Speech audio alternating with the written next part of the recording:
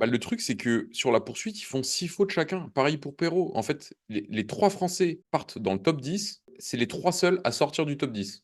Enfin, si on reprend il y a 2 ans au JO, il se battait avec Beu pour savoir qui allait gagner le plus le médaille d'or. Là, on se demande s'il faut le mettre dans un relais, quoi. Enfin, est-ce qu'il va avoir chez les mecs des médailles autres que des Norvégiens sur les mondiaux? La question, elle se pose. Et si oui, est-ce que ça va être un Français? C'est presque comparable à l'hégémonie norvégienne chez les hommes.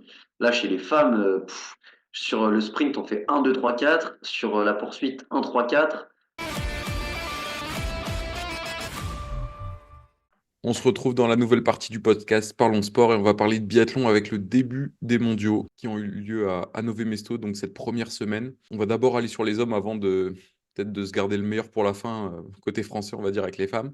D'abord chez les hommes, on a eu 2 triplés norvégiens, que ce soit en sprint ou en poursuite. Ils sont au-dessus. Est-ce qu'il y avait moyen de les battre? Non, non, franchement, impossible. Bah, c'est dans la logique de la saison, hein, c'est dans la continuité. Les six Norvégiens aussi première place du classement général de la Coupe du Monde, bah là ils trustent les podiums en individuel. C'est logique. Après, on espérait tous voir un peu sur des championnats du monde la logique chamboulée. Bah ça n'a pas été le cas. Johannes qui est énorme.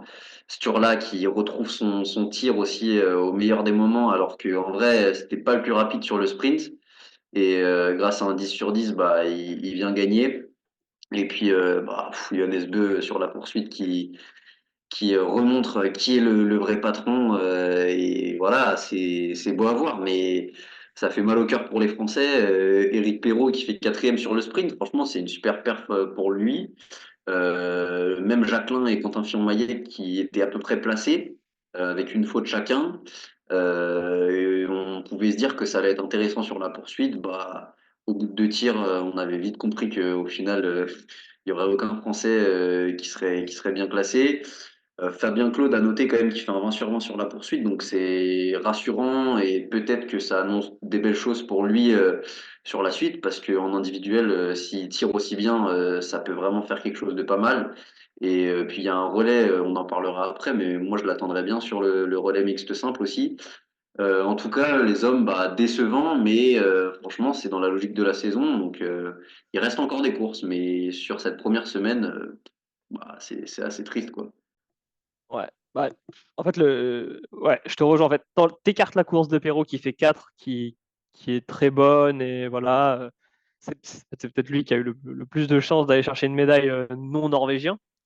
Mais mis à part ça, enfin, l'équipe de France, moi je suis désolé, c'est pas incroyable. Ok, Fabien Claude, il fait une remontée très bien, il fait une remontée, il fait 20 sur 20 et tout.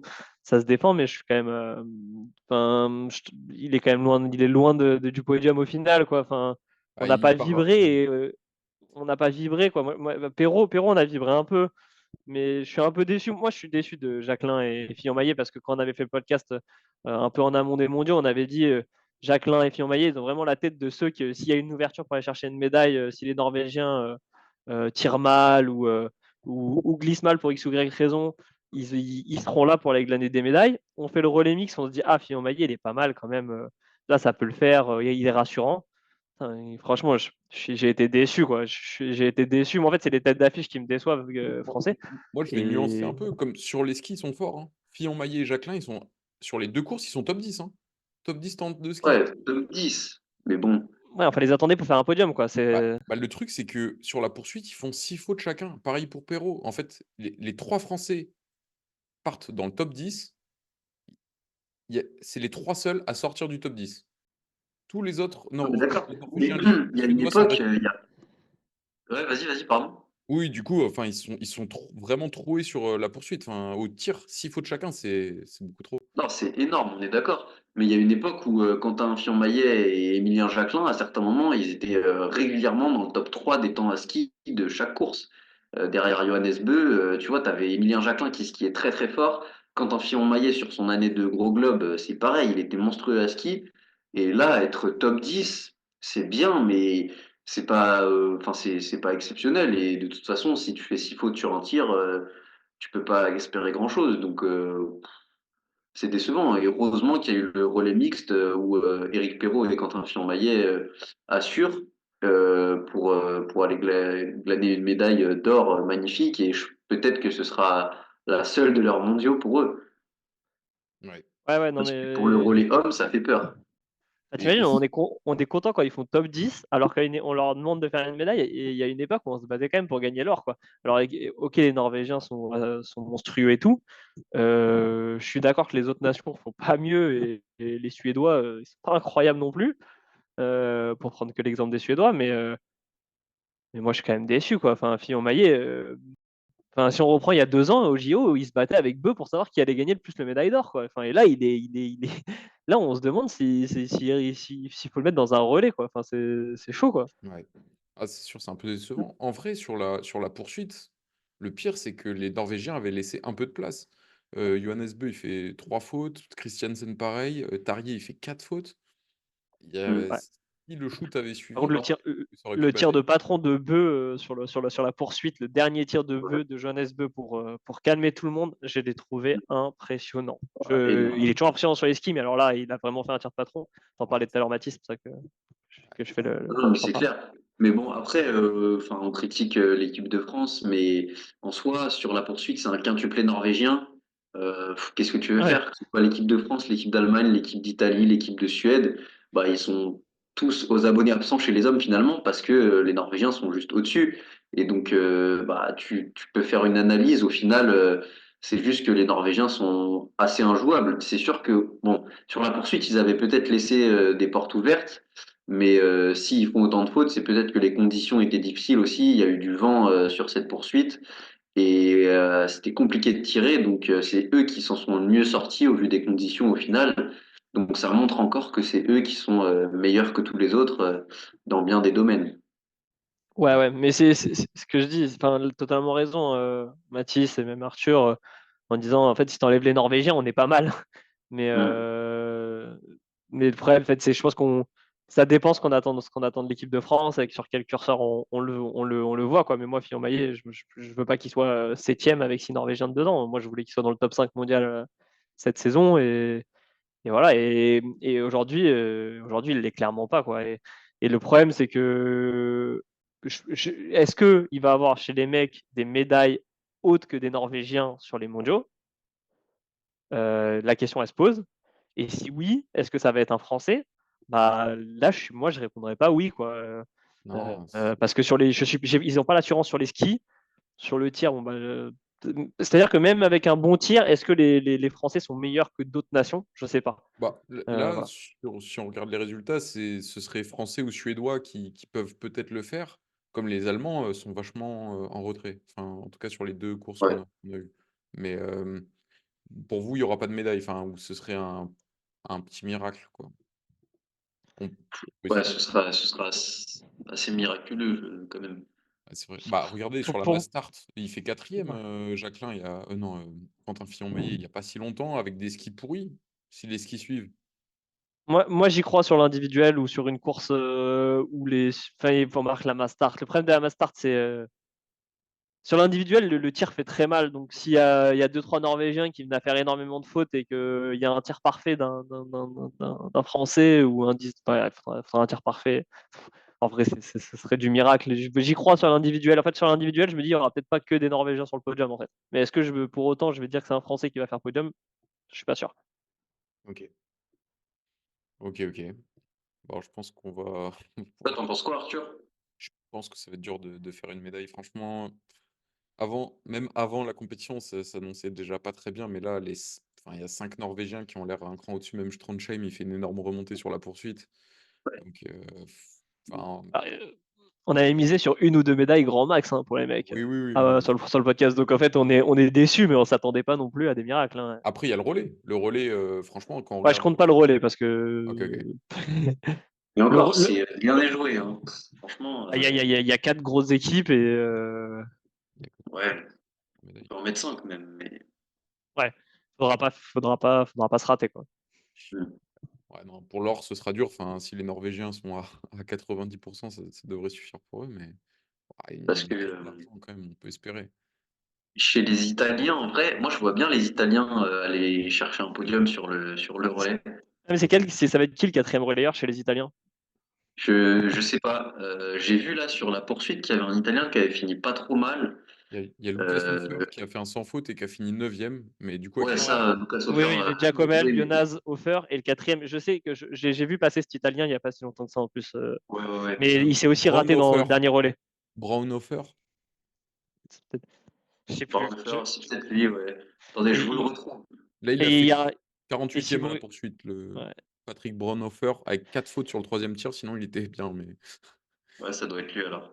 Par contre, si vous regardez sur le dernier relais, il a aussi très très mal. Il y a l'un des le relayeur italien autre que Hofer, Bionaz et Giacomel. Giacomel. C'est lui qui coûte le relais aussi Ouais. au relais italien, si je dis pas de bêtises. Donc voilà. Bon, Pour les bref. mix. Ouais. Ouais. Ouais. C'était peut-être un relais mixte, ouais, je sais plus. ok. Ouais. Ouais, bah, c'est plutôt les Suédois ou les Allemands qui pourraient nous batailler avec nous, mais ouais, pourquoi pas la surprise italienne, hein. On sait jamais. Mm. Bon, peut-être Ouais. qu'on peut passer aux nouvelles un peu plus réjouissantes avec les Ah, femmes, et surtout Julia Simon qui nous a régalé, hein, on peut le Ouais. dire. Le ouais. doublé sprint-poursuite, ça faisait un moment que ça s'était pas arrivé apparemment chez les femmes aux mondiaux. Et ouais, que vous avez vibré, j'imagine, devant la course? Franchement, Ouais, ouais. vas-y, Baptiste. Non, en vrai, on a vibré. Et bon, déjà, il y a eu le quadruplé qui a été incroyable à suivre, où Ah, tu c'est vibres. En fait, tu dis, bon, de toute façon, je suis content. Parce que je n'ai pas de préférence et tout, mais bon, on se dit, c'est incroyable. Et la poursuite. On a parlé du tir de patron de bœuf tout à l'heure. Je pense que Simon, là, en a fait un aussi monstrueux. Non, bah voilà, c'est une machine. Elle va peut-être dépasser Marie-Laure Harbert, si je dis pas de bêtises, en nombre de médailles. ouais. Euh, donc non, ouais, incroyable, incroyable. J'espère que ça va continuer. Mais pour toute l'équipe de France, franchement, là, on espérait des médailles, bah, on est servi. Et c'est beau. Mais moi, je suis encore plus impressionné. Alors, c'est Simon Brezas, son mondial magnifique. Et bon, et Simon est incroyable. Et on sera tous d'accord. Mais Jamono et Chauveau, incroyable aussi, hein. Enfin, Chauveau, Ouais. moi, Ouais. la poursuite, je pensais qu'elle allait exploser et elle a été encore là. Alors, Ah, elle a bien donc tenu, non, hein. non, ouais, c'est impressionnant et quelle densité. Ouais, petit On est un peu crève-cœur triste pour elle. ouais, petit crève-cœur pour Chauveau là, qui fait 2 fois quatrième quand même. C'est Ouais. Ouais, Ah, mais franchement, bon. c'est presque comparable à l'hégémonie norvégienne chez les hommes. Là, chez les femmes, sur le sprint, on fait 1, 2, 3, 4. Sur la poursuite, 1, 3, 4. C'est assez, assez monstrueux quand même. Et Jean Monod qui doit faire septième, un truc comme ça. Donc, non, c'est vraiment cool. Là, il y a l'individuel en ce moment où Guillaume Guigona aussi est en train de faire une super course. Donc, on a une équipe française, et puis Jeanne Richard qui fait top 15 sur le sprint et la poursuite aussi. Donc, on a une équipe française qui est, enfin, féminine bien sûr, qui est vraiment énorme. Julia Simon, est-ce qu'elle est capable de faire une radia et d'aller remporter toutes les médailles d'or? Ça risque d'être compliqué là au vu de l'individuel où il y a Vitodi qui fait un 20 sur 20. Mais en tout cas, il y a moyen qu'elle aille chercher une médaille sur chaque course et ça, ce serait juste énorme. Ouais, ouais, ouais. Là, c'est le niveau, c'est Martin Fourcadesque, quoi, ce qu'elle est en train de faire. Ouais, Et ouais, elle a Ouais, l'air non, de s'affirmer mais comme leader, quoi. c'est beau de se dire que ouais, on a une hégémonie, enfin, c'est surtout que ouais, Simon, elle cache, c'est pas l'arbre qui cache la forêt, quoi. C'est-à-dire que là, il y a une densité assez incroyable, hein. Parce que Jamono, c'est pas mal. Elle s'est un peu ratée sur sa poursuite, mais elle est quand même, enfin, elle gère plutôt bien. Chauveau, effectivement, il y a de la relève. Brezas Boucher, elle a des temps de ski monstrueux. Bon, enfin, ça peut gagner de partout, quoi. ouais. C'est fou.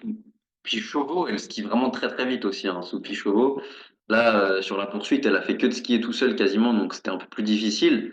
Mais sur les sprints, souvent, elle a des temps de ski assez énormes. Donc si elle se met à bien tirer, c'est pareil, ça peut faire des super résultats parce qu'elle est en train d'éclore complètement cette saison. Donc c'est aussi, enfin, ça annonce un avenir radieux chez les filles, même pour les saisons prochaines. Et enfin, même actuellement, faut en profiter de ce qui se passe parce que c'est juste énorme. Oui, Et du coup, ouais, dis-moi. Brezaz et Simon, les deux leaders de l'équipe, n'ont que 27 ans.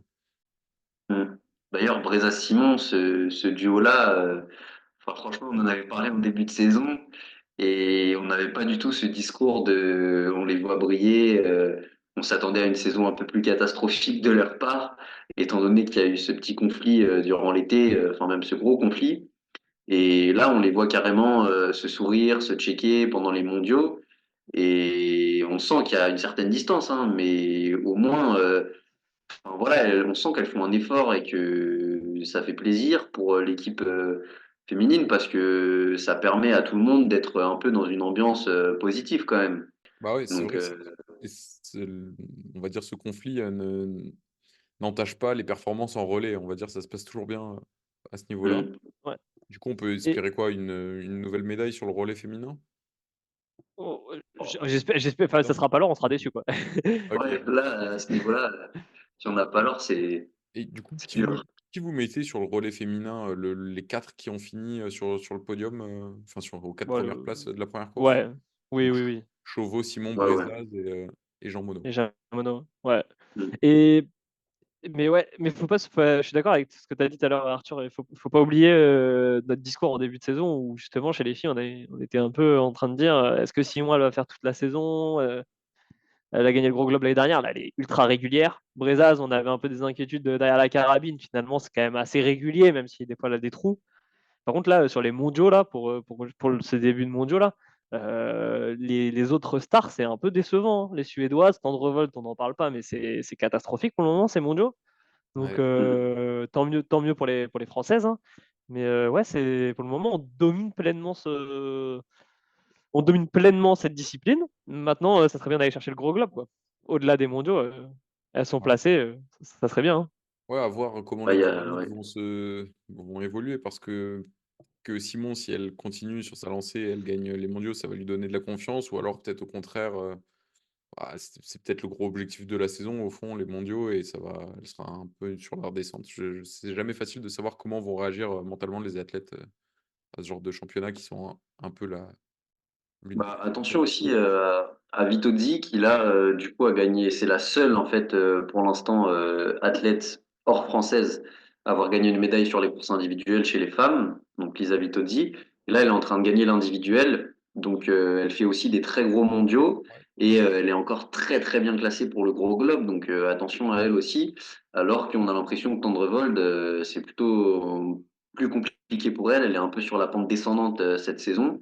Est-ce qu'elle va réussir à rebondir? En tout cas, j'ai l'impression qu'elles sont quatre vraiment à pouvoir aller chercher ce gros globe. Et dans les dynamiques actuelles, ce serait plutôt Julia Simon et Elisa Vitozzi qui semblent finir fort cette saison, quoi.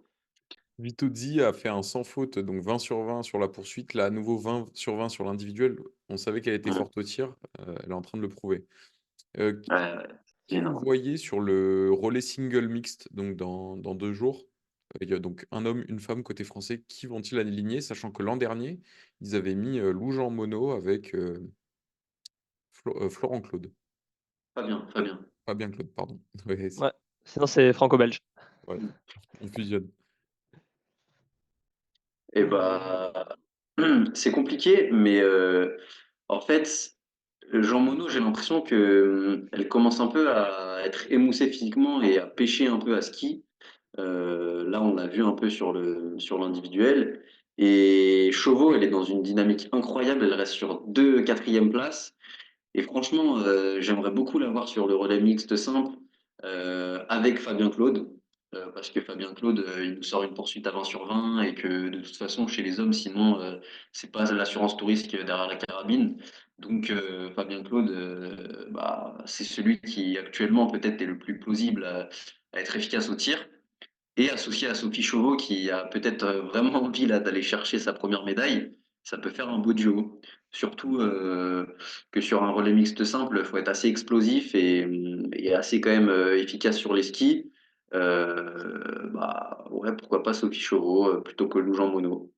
Même si peut-être Jean Monod a plus d'assurance sur le tir par rapport à son pourcentage depuis le début de la saison.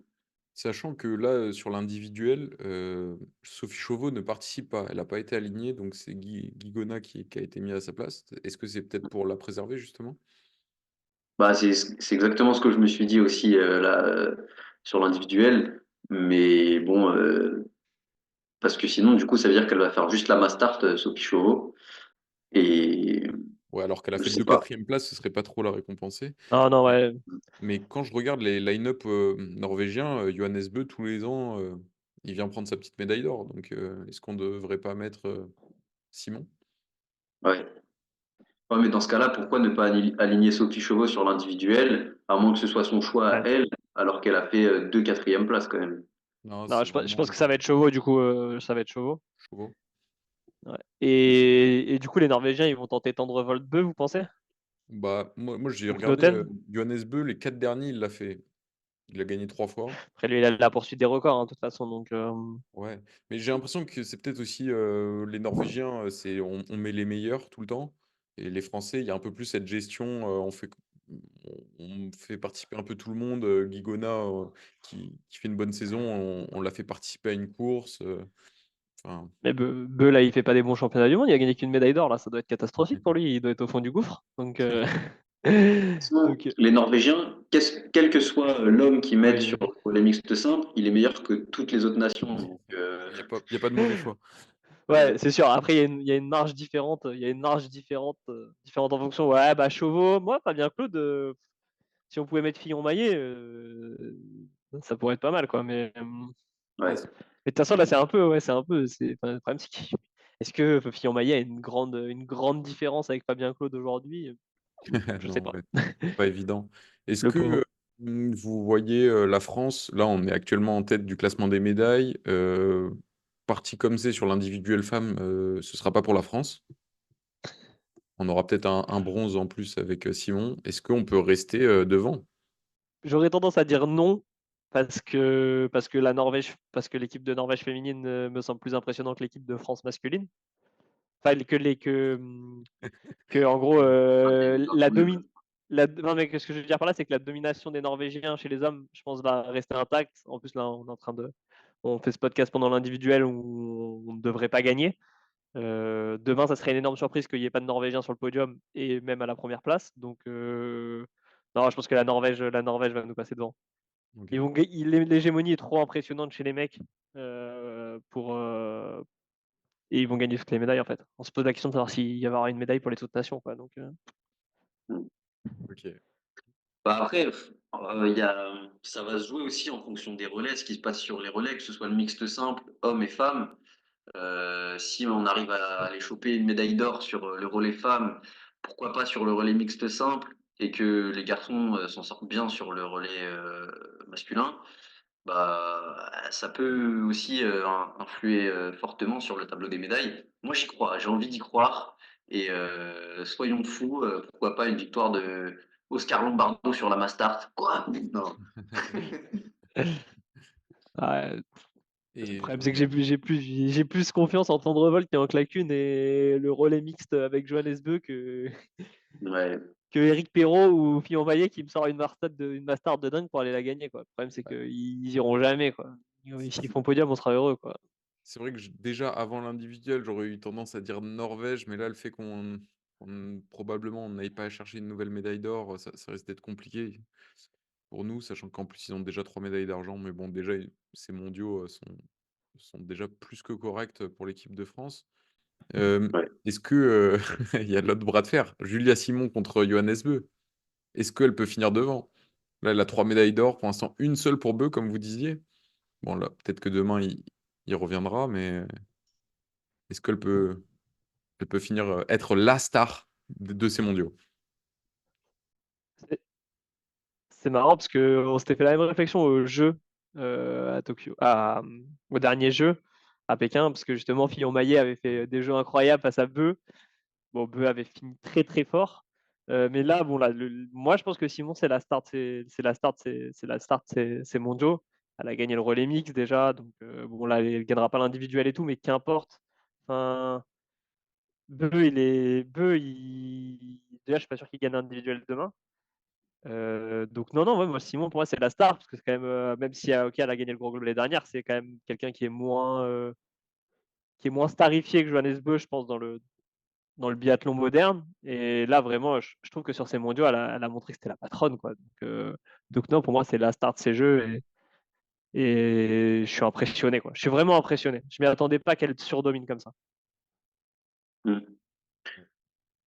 Bah écoute, ouais, c'est sûr que là, elle est impressionnante. Donc sur l'individuel, elle gagne pas de médaille d'or.